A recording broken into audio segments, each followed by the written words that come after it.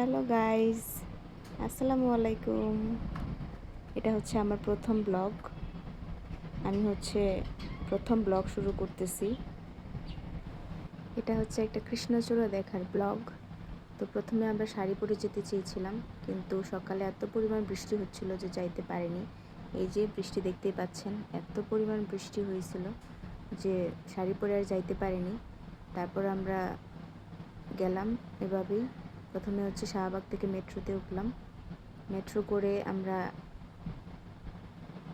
বিজয় সরণির ওখানে গিয়ে নামলাম। বিজয় সরণির যে স্টেশন, ওখানে গিয়ে নামলাম। তো এটা হচ্ছে ফার্মগেটের স্টেশনটা, যেটা দেখতে পাচ্ছেন এখন। এটা হচ্ছে ফার্মগেটের স্টেশনটা।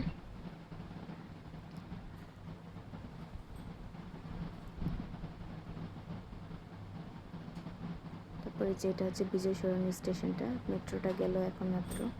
নেমে একটু হাঁটলেই তারপরেই হচ্ছে সংসদ ভবন, রমনা পার্ক, যেটা এখন জিয়া উদ্যান নামে বেশি পপুলার।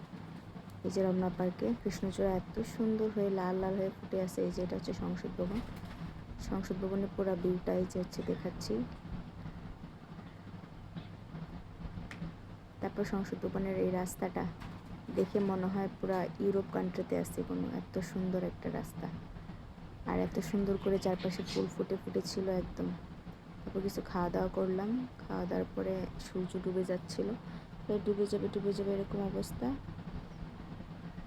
তারপর একটু কিছু সময় বসে গল্প সল্প করে তারপর আমরা চলে গেলাম হচ্ছে ওখানে একটা জিয়ার কবর আছে, ওটা কবরটা দেখতে চলে গেলাম। আমি আগে অনেকবার গিয়েছি, কিন্তু জিয়ার কবরটা কখনো দেখি নাই, এবারে প্রথম দেখলাম। এই যে এটা হচ্ছে জিয়ার কবর। এই যে আমরা ভিতরে ঢুকতেছি এখন, ভিতর থেকে দেখতে এই যে এরকম ভিতর থেকে।